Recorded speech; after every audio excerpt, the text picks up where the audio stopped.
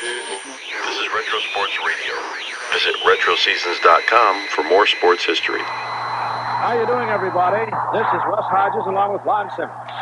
We live this game of baseball every day, 365 days a year. But sometimes we need a reminder. Now tell me, Lon, did the Giants really win the pennant in the year 1962? Well, I think maybe we can let the Giants tell that story, Russ, but we have to go all the way back to April 10th at Candlestick Park in the first inning as the Braves and the Giants are playing. And center fielder Willie Mays steps up to the plate now. And the fans here today are seeing something they've never seen. Willie is wearing a batter's helmet this year. In previous years, he always wore the cap with the plastic inner lining.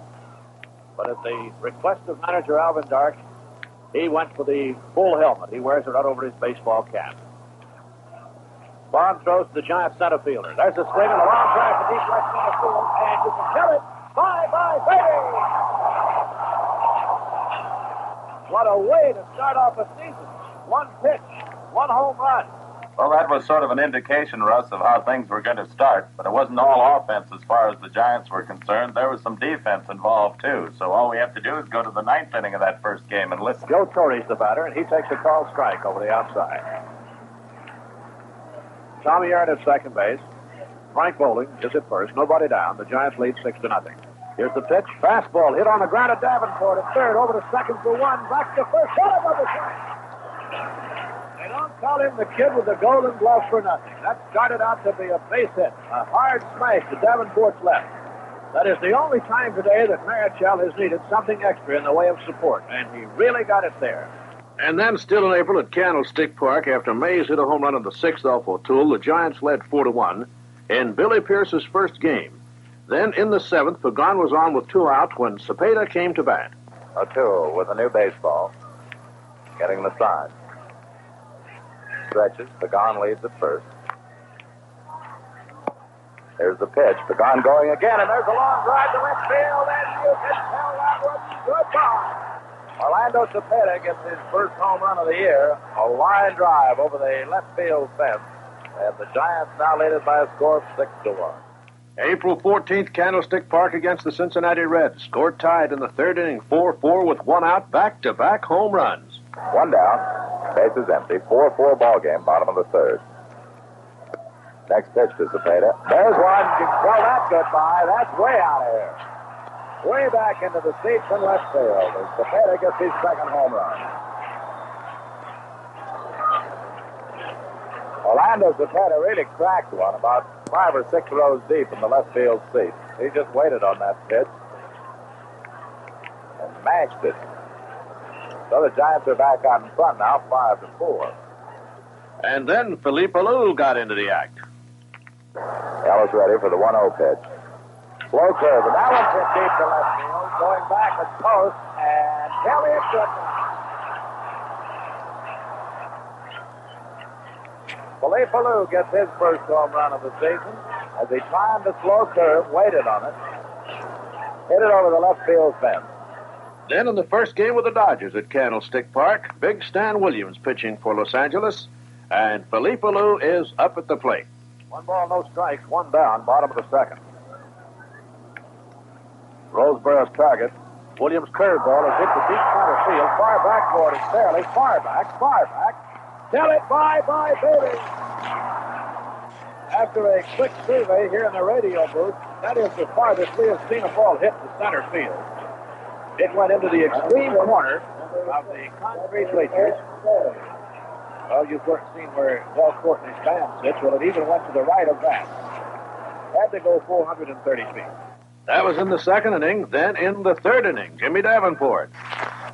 Williams throws 1-1. Davenport hits a long high drive to deep left field. Moon is clear back and tell it. Bye-bye, baby.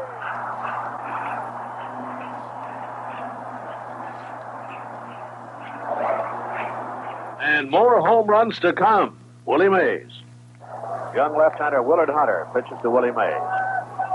There's a long high drive to deep left center field, and you can tell it, bye-bye, baby.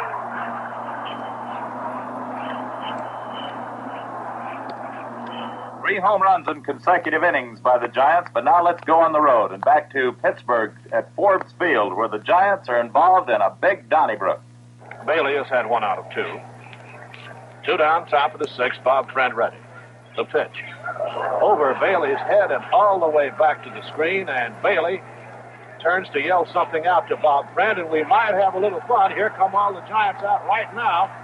And now Leopard grabs up Bailey around the neck, and they've got a real good one going.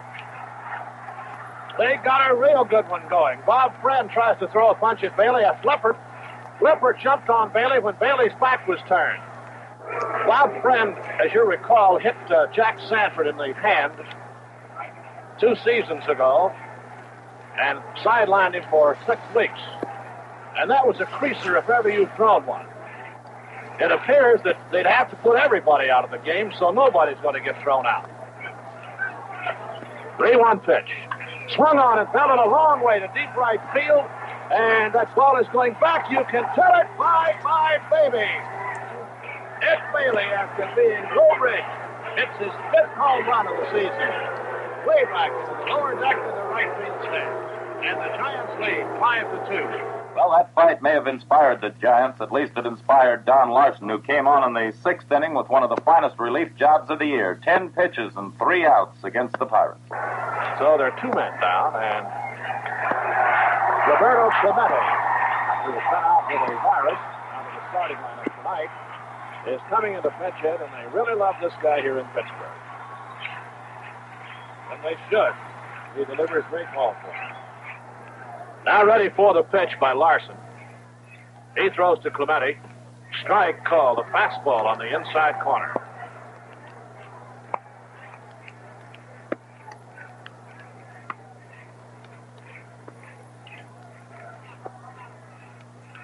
Count is 0-1.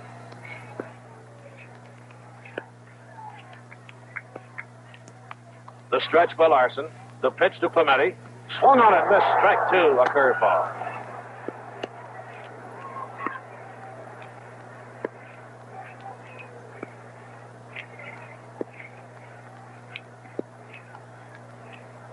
Count is 0-2. Stu Miller loosens for the Giants along with Dick LeMay. 2 on, 2 down, 2 strikes on the batter. The Giants leading 5-2 in the bottom of the 6th. As Larson has the sign from Bailey, who crouches low and outside. There's the pitch. He strikes him out swinging. Larson struck out the side on 10 pitch balls. 3 in a row to Leopard, 3 out of 4 to Mazeroski, and 3 out of 3 to pinch hitter Bob Clemente. So the pitchers, the regulars doing well, but until April 27th at Candlestick Park, not a single pinch hit for any one of the Giants who came off the bench to swing in the pinch. April 27th, Willie McCovey steps up with Davenport on at second base, and the Giants down by 2 runs. Here's the stretch now as Davenport leads. The 1-1 pitch. A long drive to deep right field. That one is going back there, and tell it goodbye. Willie McCovey becomes the first Giant pitch hitter to deliver a hit, and it was a big one, a 2-run homer, and the Giants are back in it 4-4. Well, you sometimes have to get runs in bunches. The Giants could do that, as against the Cubs at Candlestick Park, Willie Mays got a hold of a big one. Davenport, Marichal, and Chuck Hiller all ready to head for the barn if Mays can connect.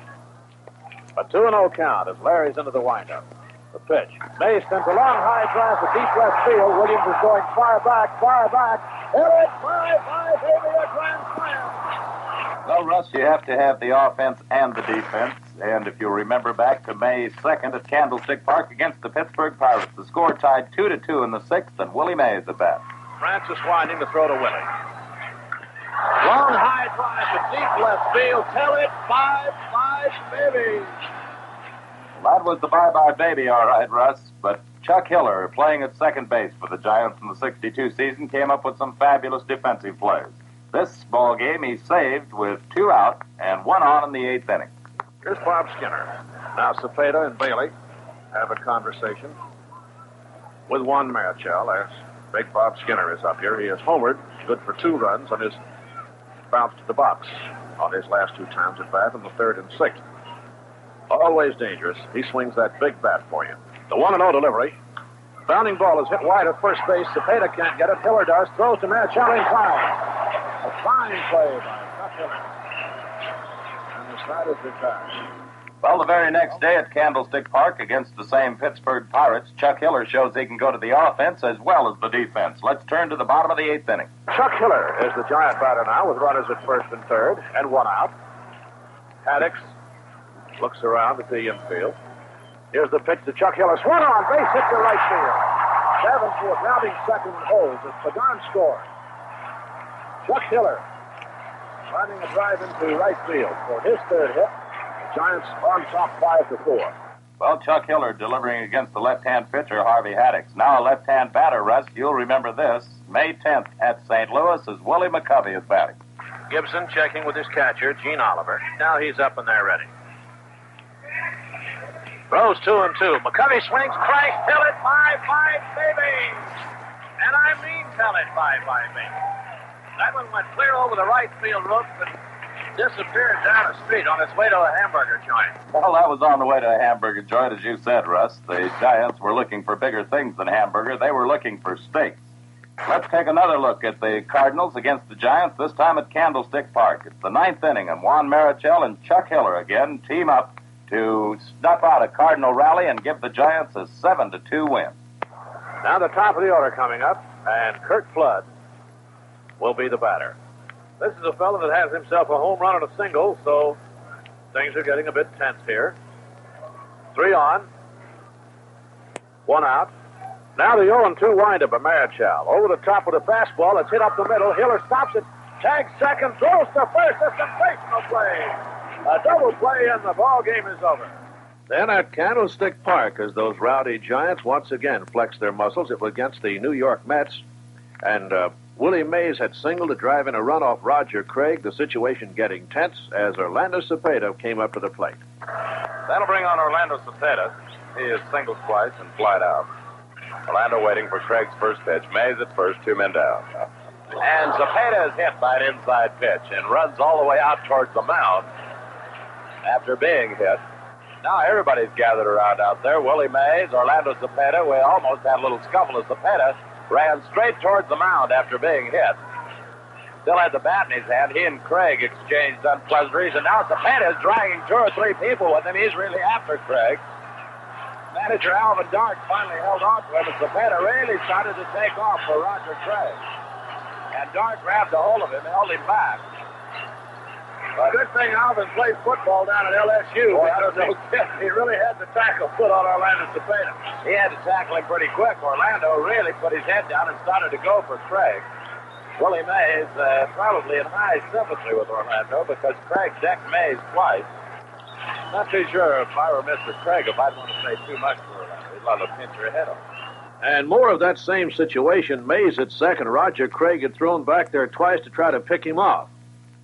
Shea Bluffs now a throw to second base, and Mays is back in. And now Chacon starts hitting Mays. Mays jumps on him, and Cepeda and Craig are at it. Cepeda and Craig, and Cepeda gets in a left hook. Boy, we've got a brawl at second base, and Chacon started hitting Mays on top of the head as they were lying there. Mays picked Chacon up and threw him on the ground. Cepeda swung a left hook and almost decked Craig. We've got ball players all over there. Russ, I don't know what that was about. Mays slid into second, and Chacon just started hitting him on the head, and Mays picked Chacon up and threw him down on the ground. Cepeda came over and swung a beautiful left hook that nailed Roger Craig right on the button. Lon, I've seen some good ones, but this is the best when they get squared off individually like that. It's the first time I've ever seen Mays throw a punch. And after Chacon hit him, Mays tagged him once and picked him up and bounced him around on the ground. Then Cepeda went for Craig and gave him as good a left hook as I have ever seen. And all in all, this one, of all I've ever seen, this was the best baseball brawl because there was no kidding around about this. There was no pushing, hauling, and tagging. They were really throwing uppercuts, and a lot of them were landing. And I don't think the Giants lost a single fracas. Well, the Giants might not have been named world champions for their fighting, but nevertheless, they were a fighting ball club. And back at Philadelphia, 3 days later, on May 30th, Manager Alvin Dark showed that he wasn't afraid to take chances. In the bottom of the 8th, he walked the potential winning run Tony Gonzalez to first base with a runner at third. Let's listen to the action as Juan Marichal pitches to Jack Davis with a count 1-2. Juan Marichal throws to Jack Davis. Swing, a line drive to Pagan. A great catch. He just hit a bullet toward left center, and Pagan went about 6 feet high to come down with that ball. Boy, that one was ticketed for extra base hit, probably a 2-run double. But Pagan made the grab when the starters retired. Well, the great defensive save by Jose Pagan saved the ball game right there. The Giants went on to win it in the 12th inning 4-3 with Stu Miller relieving Marichal and getting credit for the victory. That was the first game of a doubleheader. It showed defense. The second game, the Giants went back to the offense again against Philadelphia as Tom Haller bats. Davenport leads. Here's the pitch to Haller. A swing and a high fly to deep right center field. Far back is Callison. And tell it, 5-5, baby! Tommy Haller hits his 4th home run of the season. Cleared down with the scoreboard in right center, just where the scoreboard juts out in right field, and has cleared the wall with plenty to spare. So the Giants lead it by a score of 4-0, and Mike McCormick will be up at the plate. And Mike McCormick went on to win the ball game. Then the Giants invaded the Polo Grounds, their own home, for their first game on the 1st of June in 1962, a place that has seen a lot of fabulous hitting and playing. And let's see what Jimmy Davenport does in the 7th inning. Keenan made singles. Cepeda struck out. A loose single to drive in a run. Haller walked. So the bases are loaded. 1 man down and a 2-strike count on Jimmy Davenport. Hunter taking a long look at the sign. Now the left-hander takes his stretch. Runners leading from every station here. The 2-strike pitch. Driven down the right field line. That's got a chance.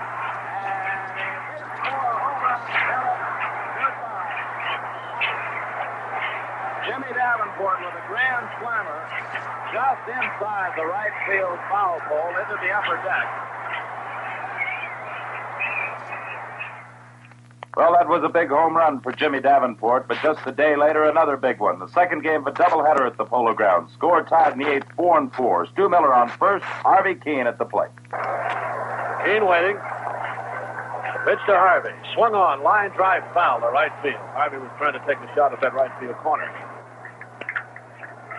Miller standing close to first. Anderson throws. Keene swings. Here's a high fly to right field. It's got a chance. And tell it, bye-bye, baby. Harvey Keene gets his 2nd home run of the season into the upper deck of the right field stands and puts the Giants ahead 6-4. Then late in June, Lonas Edgar Bailey got himself into a fine streak of hitting home runs, this one very dramatic, with Cincinnati leading and his old pal Joey J., a former battery mate, on the mound. Bases loaded. Ed Bailey at bat. Bailey batting for Sanford here in the 7th. Davenport doubled. Pagan singled him to third. Haller walked to load him up. 1-0 count on Ed Bailey. Outfield deep and around to the right. The 1-0 pitch. A long drive hit to right field. That one's going back. A grand slam for Ed Bailey. Ed followed his grand slam with a couple more big home runs for the San Francisco Giants. Let's see if he can get 4 in 1 week on June the 30th against Art Mahaffey and the Phils. So here is Lonas Edgar Bailey to swing the bat against the Philadelphia Phils. He is grounded out in his only previous attempt. Cepeda leads at first. Mahaffey comes set, throws. Bailey hits a long high drive to deep right field. Callison goes back and tell it, bye-bye, baby. Well, a dramatic home run by Ed Bailey as he was really in a streak. Let's go to the 4th of July at Candlestick Park, and the Giants decided to have some fireworks. Billy O'Dell, one of the tough competitors for the Giants, pitches his way out of a jam in the 6th inning, goes on to win the ball game 8-3. Giants leading the Mets 5-2. Frank Thomas is at second base. Joe Christopher at first. O'Dell has another tough situation here. He throws to Hickman, a curveball. It's ripped to Davenport, who falls, tags third, straightens up, throws to first. In time, a whale of a double play. Well, great defense again, but now let's go back to the offense. One of the great Dodger killers, Harvey Keene. As the Giants lead 4-0 against the Dodgers, Harvey comes to bat. Jerry Wine throws 3-2. Keene swings, line drive, base hit into left field corner. Harvey, here comes Hiller. Here comes Haller. Jack Sanford pumping around third on his way in, and the Giants lead it 7-0. That was July 7th at Candlestick. Now let's go to July 16th at the Polo Grounds. Rookie Bob Garibaldi debuted sensationally the day before, but this even a better performance. Chacon is on at third base. Ashburn is on at first. The double steal possibility, of course, is here also. As Garibaldi looks in to get his sign. And listen to these fans trying to rattle Garibaldi. He delivers to the plate to Peniel, who swings and here's a looping fly ball into short center. Mays is in. Hooray for Garibaldi. He got the side out. And here's Orlando Cepeda to come over and pat the guy on the back. Jose Pagan jumping up and down, and Alvin Dark out there, too, to congratulate him. One pitch. The Giants out of the woods, and the ball game is in the clubhouse. And the Giants win that one 3-2. Now another great relief job. This one by Bob Bolin in Milwaukee as the Giants win it 4-3. One man away, runners at first and third, and Bolin loosening up out there. Bolin making his 21st appearance. Has started 3 times, completed 1. 4-0 record, has an earned run average of 3.75, and he'll be facing Del Crandall. Pagan and Hiller back in double play position. Davenport close to third to keep Hank Aaron close. Bob Bolin ready. The pitch to Crandall, swung on, grounded to Pagan at short. Goes to Hiller for 1, back to first base. Double play, it's all over. The Giants have won it. 4-3 as Bob Bolin came in to get the job done. Russ, let's switch back to Candlestick Park again. The date is August 9th. It's the bottom of the 6th versus the New York Mets. The Giants lead 2-1, and then the power goes to work. Cepeda, who has flied to left field twice, will be up now. Batter number 30, Orlando. The Giants lead the Mets 2-1. And Miller sends the next one in. Cepeda sends a high drive down the right field line, slicing toward foul territory, and that one is gone. Tell it bye-bye, baby. A home run for Cepeda. Up into the wind, down in the right field corner, and the Giants lead 3-1.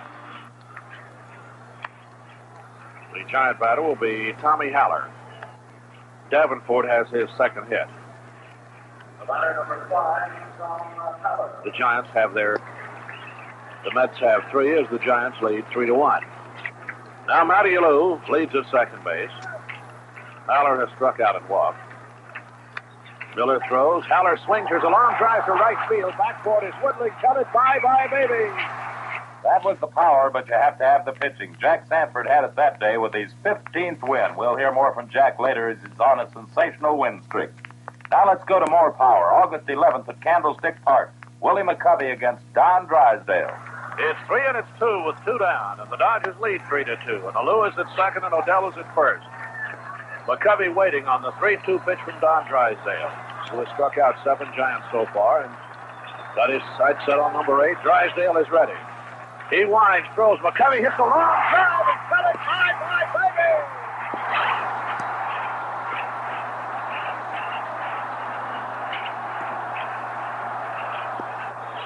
That's one of the big thrills in the history of Candlestick Park. To see Willie McCovey put the Giants ahead 5-3. Billy Pierce had pitched sensationally up to then. As McCovey pinch hit for Pierce, Stu Miller came on, and Miller delivered key relief work. So the Dodgers very much alive as they have the tying runner at first base and nobody out. And the big Man Mountain, Frank Howard, up to swing the bat. Miller checks the runner at first. Throws to Howard. A fastball is hit to Pagan at short. Over to Hiller for 1. Back to first. Call it to the double play. 2 men down. Ronnie Fairley, the batter now. Miller throws to Fairley, who taps it towards shortstop. Pagan has to hurry. Comes up, throws. In time, the ball game is over. And the Giants have won it by the score of 5-4. All season, Jose Pagan beating you with the glove. This day, August the 12th at Candlestick Park off Big Stan Williams in the 4th inning. A triple to bat them to a win. Stan Williams working with Alou on at first. Philippe is 2 for 2 today. He's waited at first as Haller flied to center, and Hiller was called out on strikes. Now Pagan is up here.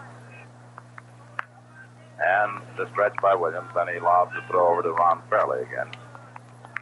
Not a real pickoff move, just something to let Lou know that he's aware that the police is over there. Lou is running. The pitch is lined into left center field. It's in between them. Lou will score. That ball bounces to the fence. Pagan is digging into second. He may try for three. He's headed for third. Wells with the relay. No throw. Pagan's in with a triple. And the Giants beat the Dodgers 5-1. The heroes were many for the Giants. Let's go to August 23rd. The Mets at the Polo Grounds in New York. The Giants have lost 6 out of 7, and then Ernie Bowman starts us on a 5-game win streak. Leading off with the Giants, inning number 5, the second baseman, Ernie Bowman, will be followed by Juan Marichal and then by Harvey Keene. Ernie Bowman, who grounded out to first unassisted his first time, is up. With New York leading 1-0, the young left-hander throws to the plate. Bowman swings at the line drive deep to left field, and tell it bye-bye, baby. Ernie Bowman homering into the left field stands for the first home run of his Major League career. That was only part of the dramatics for Ernie Bowman that day. Let's switch now to the top of the 10th. Orsino at second, Pagan at first, 2 down, top of the 10th, a 1-1 ball game.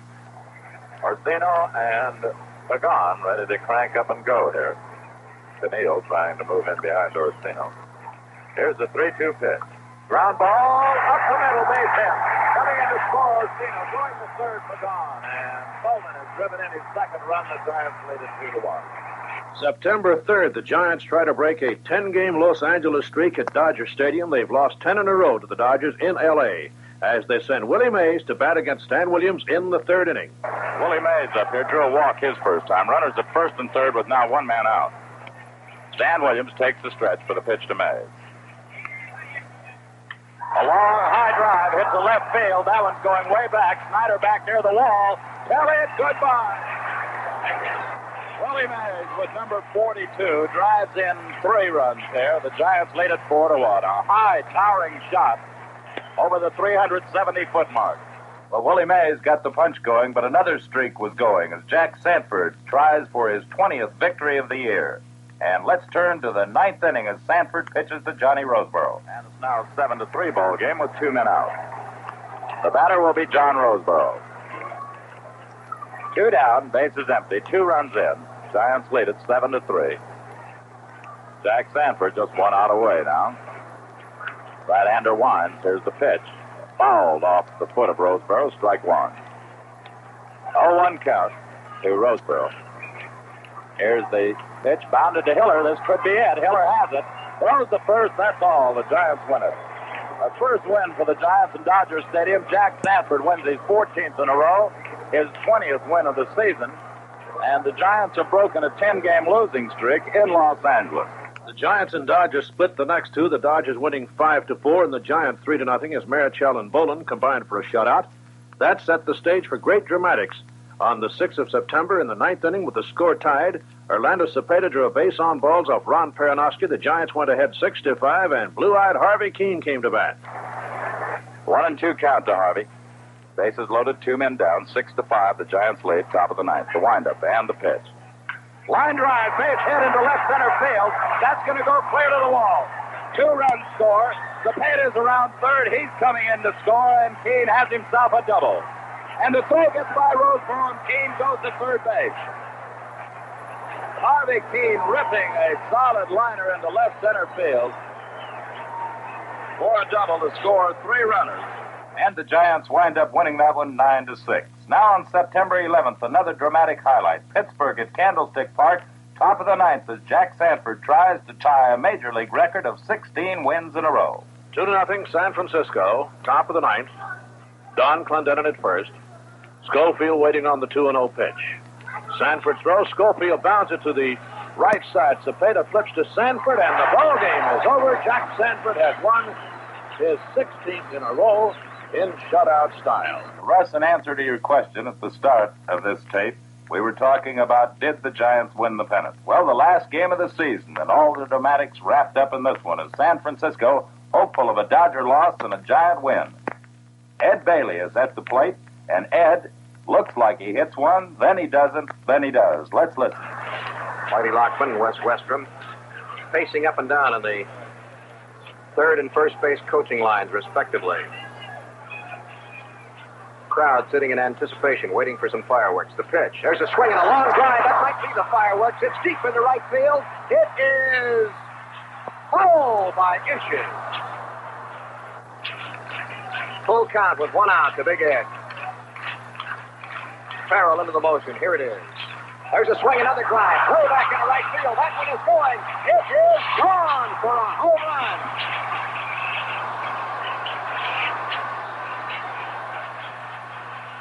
Well, Houston tied it at 1-1, but then, Russ, you'll recall this. Willie Mays batting in the 8th inning and more dramatics. As Farrell is warming up for the bottom of the 8th inning, Lloyd Fox, the very fine organist here at Candlestick Park, who uses so much showmanship, is suggesting, faintly, putting in the subtle hint as he's playing Bye Bye Baby.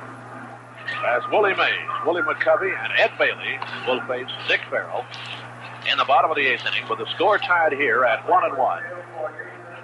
And tied at the end of 5 innings at Dodger Stadium, 0-0, the Cards against the Dodgers. The entire 162 games wrapped right up here today on the West Coast at Dodger Stadium and here at Candlestick Park.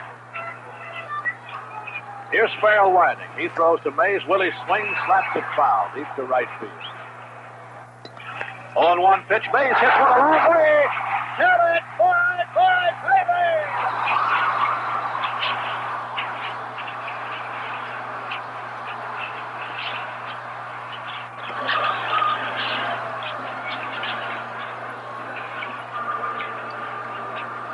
Put one in orbit. That's as long a home run as he's ever hit in his career. Hit far back up to the left field seats, and the Giants lead 2-1. Mays' 47th home run. So Lloyd Fox really was psychic on that one as he played Bye Bye Baby before Mays came up to the plate. Well, we had dramatics in 62. You want an oddity? Willie Mays hit the first pitch he saw in the season for a home run off Warren Spahn. He hit the last pitch he saw in the regular season off Dick Farrell for a home run. Now let's go to the 9th inning of that same ball game, the last day of the season. Billy Goodman up. Stu Miller pitching a 2-2 count. Now the delivery. Here's a swing and a miss. The ball over. Giants have won it by a score of 2-1. They haven't won anything yet, but they're still alive. A tremendous thriller winding up here at Candlestick Park as Stu Miller got the side out in order, and the Giants have won their 101st ball game of the season. 2 runs, 9 hits, no errors. 1 run, 7 hits, and no errors.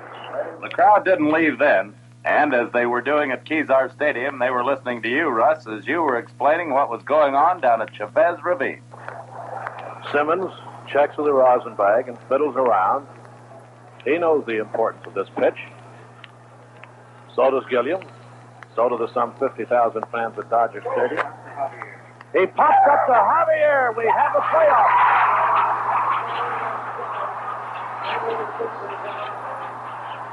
Well, Lon, you've proven one thing to me. In 1962, at least the San Francisco Giants tied for the pennant. Well, they certainly did, Russ. If you're still not convinced, let's go to tomorrow and the playoffs. Good idea.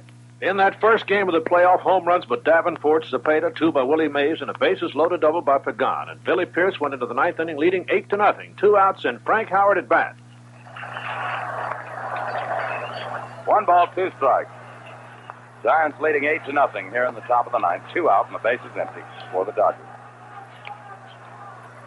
Billy Pierce winds. The 1-2 pitch. Swung and missed. He struck him out. The Giants have won it, and Pierce fashioned a shutout on a 3-hitter. And the Giants have won the first game of the playoff. Pierce is mobbed as he leaves the field. What about that second game, Lon? Oh, forget it, Russ. I'm trying to convince you the Giants won the pennant. Let's go on to the third one. All right, this was down at Chavez Ravine. The Dodgers leading in the top of the 9th inning by a score of 4-2. Matty Alou at bat as a pinch hitter for Don Larson. Matty Alou waiting as Ed Roebuck winds the pitch. Line drive, base hit into right center field. Matty Alou hitting the first pitch and singles to center, so the Giants have a shot at it. Matty was forced by Harvey Keene. McCovey batted for Hiller and drew a base on balls. Philippe Alou also walked. They were loaded. Mays singled. 1 run came in, and the Giants trailed by 1 4-3. And here is Orlando Cepeda with a chance to tie it or win it. Now the windup for the pitch to Cepeda. A fly ball hit to deep right. Fairley's going back. He makes the catch. Here comes Bowman tagging. Here's the throw. It's going to be close, but Bowman scores, and it's all tied up. Then with that Bailey batting, there was a passed ball. Mays went to second, so Bailey drew an intentional pass, and that set the stage for Jim Davenport. 3-1 count to Davenport. Jimmy checks the bat. Waits. The base is loaded. 2 outs. Stan Williams with a 3-1 count. Big right-hander ready. Here's the pitch. Ball 4, he walked him, and that forces in the lead run. Davenport goes to first as Williams walks. Davenport, a Lou comes in. The Giants lead it 5-4. And the Giants with a chance to get some more runs. As the bases remain loaded, they might need insurance going into the bottom of the 9th inning. And Jose Pagan, the batter. And Jose Pagan up here. Jose is 2 for 4. Ron Peranowski with a 1-1 count. Here's the pitch. Ground ball to second base. For right, fouls it. Throws to second, not in time, and a run scores. Mays comes in. That proved to be a big run because there in Chavez Ravine, the Dodgers are very tough. So Billy Pierce had been the hero of the first game, pitching a shutout. Let's hear him pitch to Lee Walls in the bottom of the 9th inning with 2 down. So with the count 1-1 on Lee Walls, Lee backs away. Doesn't want Pierce to quick pitch him, and Pierce backs off the rubber now. 2 down, bases empty. Giants 6, Dodgers 4, bottom of the 9th. Here's winds. Here's the pitch. A line drive to center. This could be it. Mays waiting. He's got it. The Giants win the count. The Giants have won it as Mays. Pierce is mobbed by the Giants. They won it 6-4 on a dramatic 4-run rally in the 9th. The Giants are going crazy down there. Well, see what I told you, Russ? The Giants did win the pennant. You know, I believe after all they did. That must have really been something in that clubhouse. I'd like to remember it myself. I can't. Shall we listen into a bit of the clubhouse? All right, we took him away from the first. All right, where is Al? Right here. Oh, fine. Here's our great manager, Alvin Douglas. Alvin, you had it all the way, didn't you? Well, I'll tell you, the fellows just showed me more and more and more that they just bounce back when they want to and have to. They've done this all year long, and Turn around here so we can catch it on the camera. Alon, we were just talking about the ball players, the fact that all year long they've been bouncing back. It looked like they've been beaten, and all of a sudden they bounce back day after day. Lon, you have convinced me. The Giants did win the pennant in 1962. What else do you have for us? Only this, Russ. Remember 51, 54, and 62. That means there'll be more and more unpredictable thrills from the San Francisco Giants in years to come.